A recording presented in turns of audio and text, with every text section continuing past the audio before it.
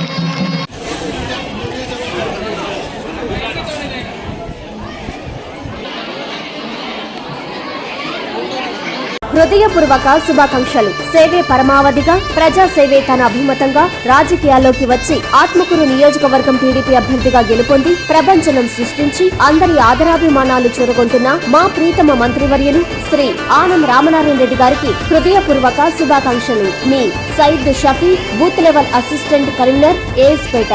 Saeed Fazila, daughter of Syed Shafi.